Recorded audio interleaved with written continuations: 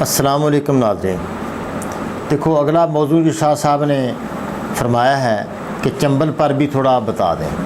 یہ چنبل دراصل کیا ہوتا ہے؟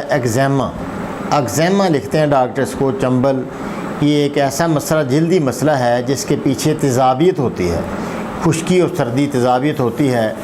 جلد میں پہلے چھلکے سے اترتے ہیں، تہ دارتا ہے، چھلکے سے اتر جاتے ہیں، اس کے نیچے دانے بنتے ہیں، پھر تھوڑا کالا ہو جاتا ہے وہ۔ تو اس طرح یہ ایک تیزابی اور عضلاتی مسئلہ ہے۔ تو اس کے لیے ان چھلکوں کے نیچے پھنسلیاں پیدا ہو جاتی ہیں، دیکھنے میں جلد پر ایک نشان ہوتا ہے جس میں معمولی دانے ہوتے ہیں۔ تو یہ ایک بواسیری زہر اس کے پیچھے کار فرما ہوتا ہے، یعنی خشکی اور سردی والا زہر۔ تو یہ ایک عضلاتی اعصابی تحریک کا مرض ہے۔ اس کا علاج عضلاتی گدی یعنی خشک گرم، لونگ، دار چینی، جلوتری اور گدی عضلاتی یعنی 4 ملین ملا کے 4 ملین بھی بار بار بتایا ہے۔ تو اس میں تیز پات، اجوین دیسی، سرخ رائی 10 گرام، تو گندک آملہ سار 30 گرام یہ لے لیں، اور لونگ، دار چینی، جلوتری، لونگ 10 گرام، دار چینی 30 گرام، جلوتری 10 گرام، یہ دونوں چیزیں برابر وزن ملا کے آپ آدھا چمچ صبح دوپہر شام دیں۔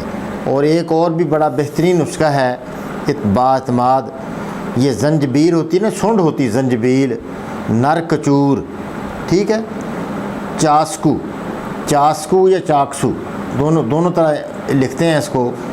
تو یہ ہم وزن صفوف بنا لیں۔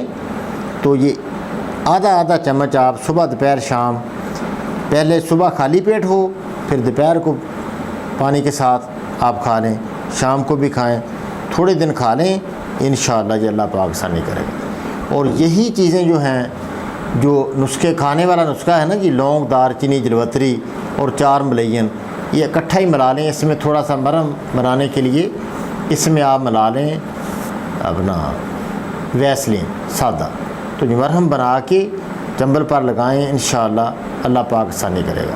اور ایک بہت مشہور انگلش دوائی ہے پروویٹ جی آئنٹمنٹ، اردو میں بھی لکھا ہوتا ہے پروویٹ جی مرہم۔ یہ چند دن لگانے سے بالکل اس کا نام و نشان مٹ جاتا ہے۔ نہایت بالکل 70 روپے کی عام میڈیکل سٹور، ہر میڈیکل سٹور سے مل جاتی ہے۔ میں یہ استعمال کراتا ہوں، فوری فائدہ ہے۔ 6 دن میں نشان مٹ جاتے ہیں، لیکن 1 مہینہ تک تھوڑا پالش کی طرح آپ لگاتے رہیں، کوئی دانے وغیرہ نہیں ہوں گے، دوبارہ یہ انشاءاللہ یہ ظاہر نہیں ہوگی، آسان ہو جائے گا مسئلہ۔ اللہ پاک آسانی کرے، اللہ خیر کرے۔ السلام علیکم ورحمۃ اللہ۔